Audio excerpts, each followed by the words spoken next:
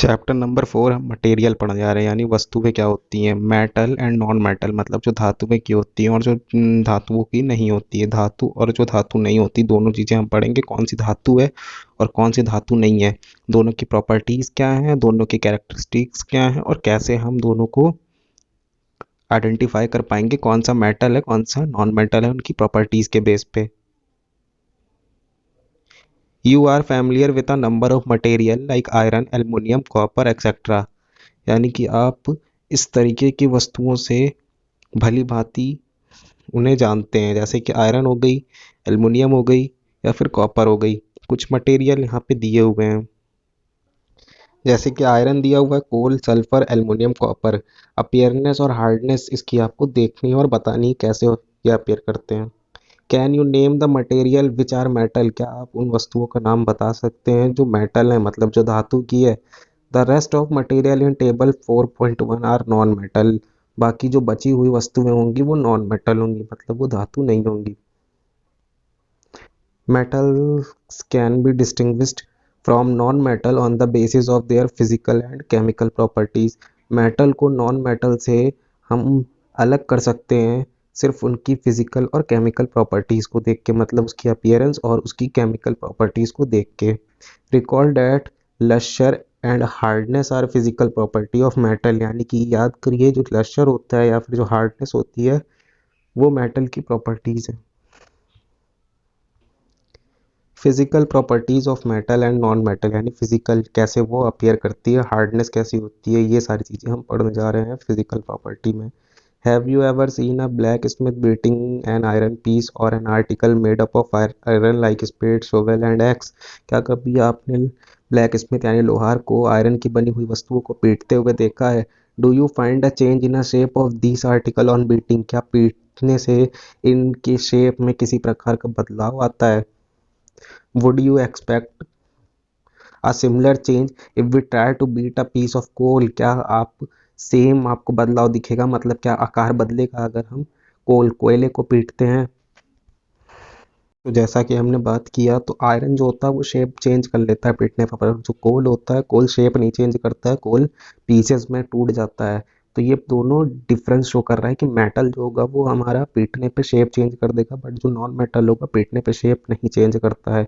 You show that the shape of iron nail and aluminium wire change on beating, आपने देखा है जो iron की नेल होती है और एल्युमिनियम के वायर्स होते हैं उनका शेप हम बदल सकते हैं पीटने पे।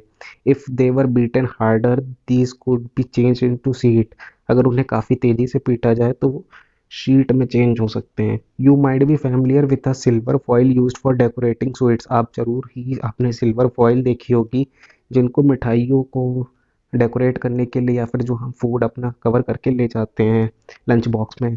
You must also be familiar with the aluminium foil used for wrapping food, यानी कि जो फूड को रैप करने के लिए इस्तेमाल की जाती है वो भी हमने सिल्वर फॉइल देखी है। The property of metal by which they can be beaten into thin sheet is called malleability, यानी जो प्रॉपर्टी होती है जिससे कि उसको थिन शीट पतली शीटों में बदला जाता है पीट के, उसे मेलिएबिलिटी कहते हैं। मतलब अगर मेलिएबिलिटी ना होती तो जो हमारे घर में अलमीरा होती है या फिर जो शीट वाली चीज़ें होती है मेटल की बनी हुई वो हम ना बना पाते। This is characteristic of property of metal, ये कैरेक्टरिस्टिक प्रॉपर्टी है किसकी, मेटल की। मेटल मतलब पहली चीज मेलिएबल होंगे, यानी उसे पीटने पे हम उनका शेप चेंज कर सकते हैं और अगर उन्हें और ज़्यादा हम पीटेंगे तो उनको पतली शीट्स में भी कन्वर्ट कर सकते हैं। Can you hold a hot metallic pan which is without a plastic or wooden handle and not get hurt, क्या आप ऐसे प्लास्टिक पैन को पकड़ सकते हैं गैस पे रखे हुए जिसपे प्लास्टिक या फिर लकड़ी का हैंडल नहीं होगा। परहैप्स नॉट, शायद नहीं। वाई, क्यों। Try to list some other experience in which a wooden or a plastic handle protect you from being hurt while handling hot things, यानी कि कुछ और एक्सपीरियंसेस देखिए जिसमें कि हमें प्लास्टिक के हैंडल या फिर वुडन हैंडल्स हमें प्रोटेक्ट करते हैं हर्ट होने से, मतलब हमको हर्ट होने से बचाते हैं। जैसे कि हम पेन पकड़ते हैं तो प्लास्टिक या वुडन हैंडल होते हैं जिसकी वजह से हीट हम तक नहीं पहुंच पाती और हमें सुरक्षा मिलती है। On the basis of this experience what can you say about the conduction of heat bye would and plastic, तो आप क्या कह सकते हैं कंडक्शन कैसा होगा वुड और प्लास्टिक का मतलब वुड और जो प्लास्टिक है वो हमारी बैड कंडक्टर शो कर रही है, मतलब उसमें हीट और इलेक्ट्रिसिटी का वो बैड कंडक्टर है। और हीट और इलेक्ट्रिसिटी का अगर वो बैड कंडक्टर है तो हमारा वो नॉन मेटल है। पर जो पेन है हमारा वो आयरन का है या फिर स्टील का है, वो हमारा गुड कंडक्टर शो करता है, तभी हीट हम तक ट्रांसफ़र होती है अगर हम बिना हैंडल वाले पेन को पकड़ने की कोशिश करते हैं। You must have seen an electrician using a screw driver. आपने ज़रूर देखा होगा जो इलेक्ट्रिशियन होता है वो स्क्रू ड्राइवर का इस्तेमाल करता है। What kind of Henle does it have, किस प्रकार का ये हैंडल होता है और क्यों होता है। तो हैंडल अगर हम देखेंगे तो वो बैड कंडक्टर का बना होता है, जिससे कि इलेक्ट्रिसिटी हमें शॉक ना दे सके। You observe that iron rod, nail, and copper wire are good conductor while rolled sulphur piece and coal piece are poor conductor. जैसा कि हमने देखा आयरन की रॉड हो गई, नेल हो गई, कॉपर के वायर हो गए, एक अच्छे कंडक्टर हैं। दूसरी तरफ अगर सल्फर के पीस देखते हैं, कोल के पीस देखते हैं तो पुअर कंडक्टर। कंडक्टर मतलब जो इलेक्ट्रिसिटी को पास ना होने दे उसे हम बैड कंडक्टर बोलते हैं। गुड कंडक्टर जो इलेक्ट्रिसिटी को इजिली पास होने दे अपने से। The property of metal by which it can be drawn into wire is called ductility. यानी कि मेटल धातु की वह प्रॉपर्टी, वह क्वालिटी जिसके वजह से कोई भी धातु किसी वायर में बदली जाती है, तार में बदली जाती है, उसे हम डक्टिलिटी कहते हैं। जैसे कि हम हमारे घरों में देखते हैं कि लोहे के तार आते हैं, कॉपर के आते हैं, मतलब आयरन वायर होते हैं, कॉपर के वायर होते हैं। अगर हम इंसुलेटर को हटा के देखते हैं, मतलब जो हमारे घरों में बिजली के तार इस्तेमाल होते हैं उसके ऊपर का अगर हम इंसुलेटर प्लास्टिक हटा के देखेंगे, जो इंसुलेशन होती है, इंसुलेशन जो होती है उसको हटा के देखेंगे तो हमें देखने को मिलेगा जो वायर होगा वो मेटल का होगा, मतलब किसी न किसी वो धातु का होगा। Have you ever noticed the difference in sound on dropping an iron sheet plate a metal coin and a piece of coal on the floor. क्या कभी आपने अंतर देखा है जब हम किसी धातु को ज़मीन पे गिराते हैं, साथ ही साथ किसी भी हम कोल के पीस को गिराते हैं, यानी नॉन मेटल या मेटल में डिफरेंस आपने देखा है जब हम किसी मेटल या नॉन मेटल को ज़मीन पे गिराते हैं। If not you can try it now. अगर आपने नहीं किया है तो आप कर सकते हैं। Do you note any difference in a sound produce. क्या आपने किसी प्रकार का अंतर देखा दोनों की आवाज़ में। Have you seen wooden bells in a temple. क्या कभी आपने लकड़ी की घंटी देखी है मंदिरों में। Can you give a reason. क्या आप इसका रीज़न दे सकते हैं क्यों ऐसा होता है कि हम लकड़ियों की घंटी नहीं इस्तेमाल करते हैं। तो एकदम साधारण सा इसका रीज़न है। लकड़ी की घंटी आवाज़ नहीं करती है, पर जो हमारी मेटेलिक बेल्स होती है वो हमारी आवाज़ करती है। जैसा कि हम देखते हैं हमारे बहुत पहले स्कूल समय में भी इस्तेमाल किया जाता था लोहे की घंटी, जब इलेक्ट्रॉनिक बेल्स नहीं आती थी तो लोहे की घंटी पे हैमर से पीटते थे और वो आवाज़ प्रोड्यूस करती थी, तो हमें पता चलता था पीरियड हमारा ओवर हो गया है। The things made of metal produce a ringing sound. इससे ये पता चलता है जो मेटल की बनी चीज़ें होती हैं, जो धातुओं की बनी चीज़ें होती है वो क्या पैदा करती है, रिंगिंग साउंड पैदा करती है। व्हेन स्ट्रक हार्ड, जब उस पर हम काफ़ी तेज़ी से कुछ भिड़ाते हैं या फिर मारते हैं। Suppose you have two box similar in appearance. मान लीजिए दो बॉक्स हैं, दो डब्बे हमारे पास दिखने में भी एक जैसे हैं अपीयरेंस में। One made of would and other made of metal. एक लकड़ी का बना है और दूसरा हमारा मेटल का बना हुआ है, मतलब किसी धातु का बना हुआ है, मान लेते हैं लोहे का बना है। Can you tell which box is made of metal by striking both of the boxes. क्या आप बता सकते हैं उसे मारने के बाद किसी हैमर से या किसी वस्तु से कि कौन सा ये मेटल का बना है बॉक्स। तो जी हाँ, बिल्कुल हम बता सकते हैं। जिस बॉक्स में आवाज़ आएगी वो हमारा मेटल का बना है, जिस बॉक्स में आवाज़ नहीं आएगी वो हमारा वुडन का बना हुआ है। Since metal produce ringing sound they are said to be sonorous. जैसा कि हमने देखा कि मेटल जो होते हैं वो हमारे रिंगिंग साउंड प्रोड्यूस करते हैं, मतलब एक आवाज़ उत्पन्न होती है, उसे हम बोलते हैं सोनरस। मतलब ये प्रॉपर्टी जो होती है रिंगिंग साउंड प्रोड्यूस करने वाली, इसे हम सोनरस बोलते हैं। The material other than metal are not sonorous. यानी मटेरियल सिर्फ मेटल को छोड़ के और कोई दूसरा मटेरियल, हमारा कोई दूसरी वस्तु सोनरस नहीं होती। सिर्फ मेटल ही एक ऐसी वस्तु है जो हमारी रिंगिंग साउंड प्रोड्यूस करती है। सिर्फ मेटल ही एक ऐसी वस्तु है जो रिंगिंग साउंड प्रोड्यूस करती है और दूसरा कोई भी हमारी वस्तु रिंगिंग साउंड नहीं प्रोड्यूस करती है। The material which generally possess these properties are called metal. यानी ये जो प्रॉपर्टीज़ हैं जिनमें भी ये प्रॉपर्टीज़ पाई जाएंगी उन्हें हम मेटल कहेंगे। यानी मेटल की सिंपल सी साधारण सी भाषा में अगर हम समझने की कोशिश करते हैं तो मेटल हार्ड होता है, लस्ट्रस होता है, मेलिएबल होता है, डक्टाइल होता है, सॉन्डरस होता है और good conductor of heat and electricity होता है। तो एग्जांपल अगर हम लेते हैं, बहुत सारे उदाहरण हमारे पास है, जैसे कि यहाँ पे दिया हुआ है आयरन हो गया, copper, aluminium, calcium, magnesium etcetera. ये सब हमारे क्या हैं, एक मेटल है। In contrast material like coal and sulphur are soft and dull in appearance. अगर हम ध्यान देते हैं तो जैसे कोल हो गया, सल्फर हो गया, ये सॉफ्ट होते हैं और डल होते हैं अपीयरेंस में। They break down into powdery mass on tapping with hammer. जैसे ही हम किसी हथौड़े से उस पर वार करते हैं तो वो हमारे पाउडर में चेंज हो जाते हैं। दे आर नॉट सोनलेस, और वो कोई भी आवाज़ नहीं उत्पन्न करते हैं। Poor conductor of heat electricity होते हैं, मतलब हीट और इलेक्ट्रिसिटी भी इसमें से पास नहीं होती है।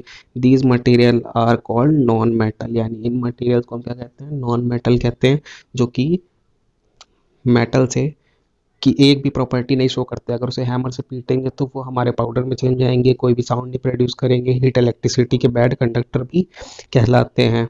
The example of non metal are carbon, oxygen, phosphorus etcetera. ये सब उदाहरण है हमारे नॉन मेटल। तो कुछ यहाँ पे जैसा कि फैक्ट हम देख सकते हैं, metal like sodium and potassium are soft, यानी मेटल जैसा कि हमने अभी तक पढ़ा था कि मेटल हमारे हार्ड होते हैं, बहुत ही ज़्यादा कठोर होते हैं, परंतु यहाँ पे दो मेटल ऐसे भी पाए जाते हैं जो कि सोडियम और पोटेशियम है, जिनको कि हम नाइफ से कट कर सकते हैं, मतलब इतने सॉफ्ट होते हैं कि हम उसे चाकू की मदद से कट कर सकते हैं।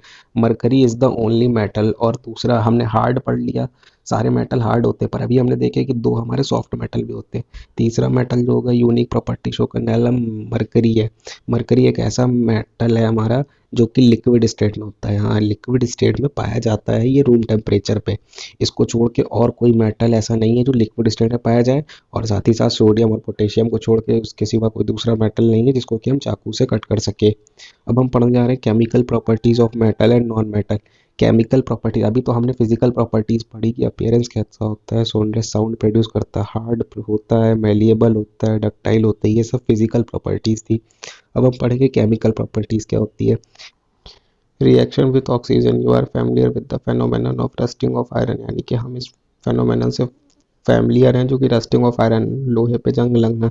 Recall the reaction which rust is formed, यानी कि हमें वो रिएक्शन याद करना है जिसमें कि रस्ट फॉर्म होती है। You had also performed in class 7th an activity burning of magnesium ribbon in the air, हमने क्लास 7 में एक्टिविटी की थी जिसमें हम एक मैग्नीशियम रिबन जलाते हैं। You had learn that in both the process oxide form take place, यानी हम दोनों प्रोसेस में देखते हैं कि ऑक्साइड फॉर्म होती है, जो ऐश होती है वो फॉर्म होती है इन दोनों प्रोसेस में, और दोनों ही प्रोसेस में हमारी ऑक्सीजन के कांटेक्ट में आने पे न्यू सब्सटेंस फॉर्म हो रहा है। मतलब पहले आयरन के साथ जब ऑक्सीजन कंबाइन करती है तो हमें रस्ट फॉर्म हो रही है, मैग्नीशियम में जब ऑक्सीजन कंबाइन करती है तो मैग्नीशियम ऑक्साइड हमारा पैदा होता है। तो इन यहाँ पे कुछ रिएक्शंस दी गए हैं, उनको आपको कंप्लीट करना है, जैसे कि iron plus oxygen plus H2O water gives question mark, magnesium plus oxygen gives question mark. तो इसे आप कंप्लीट करके बताइए कि क्या होगा। When a copper vessel is exposed to moist air for a long time, it acquire a dull green coating, यानी जब कॉपर के किसी भी कंटेनर को हम लंबे समय के लिए छोड़ देते हैं मॉइस्चर में तो कुछ समय बाद देखते हैं उस पर डल ग्रीन कलर की कोटिंग होने लगती है, ग्रीनिश डिपॉजिट हमें देखने को मिलता है। The green material is a mixture of copper hydroxide, यानी जो ग्रीन कलर का मटेरियल दिखता है वो कॉपर हाइड्रोक्साइड होता है, CuOH2 and a copper carbonate CuCO3, इनका ये मिक्सचर होता है। The following is the reaction, ये फॉलोइंग रिएक्शन हमारा देखते हैं, जैसा कि हम देख रहे हैं यहाँ पे 2Cu plus H2O plus CO2 plus O2 gives CuOH2 plus CuCO3। Now recall the activity of burning magnesium ribbon, यानी कि अब हमें याद करना है जो एक्टिविटी हमने की थी जिसमें कि मैग्नीशियम रिबन को जलाया था। The ash obtained on burning magnesium ribbon is dissolved in water, यानी जो राख हमें मिलती है मैग्नीशियम रिबन को जलाने के बाद उसे हम वाटर में डिजॉल्व करते हैं, पानी में मिलाते हैं, उसके बाद उसे हम टेस्ट करते हैं उसके नेचर को कि वो एसिडिक है या बेसिक है। जैसा कि हमने पढ़ा था एसिड बेस, हमारा चैप्टर था क्लास 7th में, तो उसका नेचर क्या है, इस द सॉल्यूशन एसिडिक और बेसिक, यानी कि एसिडिक है उसका नेचर की, बेसिक है जो कि हमने मैग्नीशियम रिबन जलाया और उसको जलाने के बाद जो ऑक्साइड प्रोड्यूस हुआ उसको वाटर में मिक्स करके हम देखते हैं। You must have observe that the red litmus turn blue, यानी कि हम देखेंगे कि जो रेड कलर का लिटमस पेपर होता है वो ब्लू में चेंज होगा। लिटमस पेपर क्या होता है, क्लास 7th में अगर हम याद करते हैं तो लिटमस पेपर वह पेपर है जिसकी मदद से हम किसी भी सॉल्यूशन को पता लगा सकते हैं कि वो एसिडिक है कि और बेसिक है। So oxide of magnesium is also basic in nature, यानी मैग्नीशियम का ऑक्साइड क्या है, बेसिक है। In general metallic oxide are basic in nature, यानी कि जो मेटल होते हैं उनके जो ऑक्साइड्स होते हैं वो हमारे नेचर में बेसिक होंगे, एसिडिक नहीं शो करेंगे, वो हमेशा बेसिक शो करेंगे जो मेटल के ऑक्साइड्स होंगे। The name of the product in the reaction of sulphur and oxygen is sulphur dioxide, यानी जो प्रोडक्ट का नेम है जब रिएक्शन होता है सल्फर और ऑक्सीजन का तो हम बोलते हैं सल्फर डाइऑक्साइड, यानी कि हमें sulphur plus oxygen gives sulphur dioxide. When sulphur dioxide is dissolved in water sulphurous acid is formed, यानी जब हम सल्फर को डिसॉल्व करते हैं वाटर में तो सल्फरस एसिड फॉर्म होता है। जैसा कि हम यहाँ पे रिएक्शंस देख सकते हैं, sulphur dioxide plus water gives sulphurous acid H2SO3 दे रहा है। The sulphurous acid turn blue litmus paper red, यानी जो सल्फ्यूरस एसिड है वो ब्लू लिटमस पेपर को रेड कलर में चेंज कर देगा। Generally oxide of non metal are acidic in nature, तो इसका मतलब ये है जो कि हमारे नॉन मेटल होते हैं उनके जो ऑक्साइड्स होंगे वो हमारे एसिडिक होंगे नेचर में। जैसा कि हमने मेटल का क्या पढ़ा, मेटल का हमारा बेसिक होगा, पर जो ऑक्साइड होंगे नॉन मेटल के वो हमारे एसिडिक होंगे। सिंपल सी हमें साधारण भाषा में याद रखना है कि जो नॉन मेटल होगा वो हमारा एसिडिक होगा, उसके ऑक्साइड जलने के बाद जो ऑक्साइड पैदा होगा, और जो हमारा मेटल होगा उसका हमारा बेसिक होगा। रिएक्शन विथ वाटर, वाटर के साथ क्या होता है, तो पहली जो यहाँ पे फैक्ट है वो देख लेते हैं। Sodium metal is very reactive, sodium जो मेटल होती है धातु होती है बहुत ही ज़्यादा रिएक्टिव होती है। It react विग्रेसली with the oxygen and water, यानी कि ये वाटर और ऑक्सीजन, यानी कि ये ऑक्सीजन और वाटर पानी के साथ बहुत तेजी से रिएक्ट करती है। A lot of heat is generated in this reaction, इस रिएक्शन में लॉट ऑफ हीट जनरेट होती है, बहुत भारी मात्रा में हीट जनरेट होती है। साथ ही साथ इसको बचाने के लिए, क्योंकि ये हवा और पानी से दोनों से रिएक्ट करता है, इसलिए इसे केरोसिन में रखा जाता है, मिट्टी के तेल में रखा जाता है। You observe that sodium react vigorously with water. Some metal do not do so, यानी कि आपने देखा कि सोडियम बहुत तेजी से वाटर के साथ रिएक्ट कर रहा है और ऑक्सीजन के साथ, पर सारे मेटल ऐसा नहीं करते। For example iron react with water slowly, यानी कि अगर देखते हैं उदाहरण के तौर पे तो आयरन जो होता है वो रिएक्ट करता है, रिएक्शन शो करता है वाटर के साथ पर बहुत ही धीरे धीरे। Generally non metal do not react with water, अगर देखते हैं आमतौर पे हमारे जो नॉन मेटल होते हैं वो रिएक्ट नहीं करते हैं वाटर के साथ, though they may be very very reactive. Non metal do not react with water though they may be very reactive in air, यानी कि अगर हम देखेंगे जो हमारे नॉन मेटल है वो रिएक्ट नहीं करते हैं वाटर के साथ, परंतु उनको अगर देखेंगे तो वो एयर के साथ बहुत तेजी से रिएक्ट करते हैं। Such non metal are stored in water, यानी उस तरीके के जो नॉन मेटल होते हैं उनको हम स्टोर करते हैं वाटर में, क्योंकि एयर से जब वो रिएक्ट कर रहे हैं तो उससे बचाने का तरीका हमारे पास यही है कि हम उन्हें पानी में स्टोर करें। For example phosphorus is a very reactive non metal, अगर फॉस्फोरस एक हमारा नॉन मेटल है और वो बहुत तेजी से रिएक्ट करता है, इसीलिए आग न पकड़ ले if it catch fire if expose to air, अगर वो हमारा खुले में रखा जाएगा तो बहुत ही से रिएक्ट करेगा और आग पकड़ लेगा। To prevent the contact of phosphorus with atmospheric oxygen, यानी कि प्रिवेंट करने के लिए, बचाने के लिए ऑक्सीजन से एटमॉस्फेयर की, इसे हम रखते हैं वाटर में।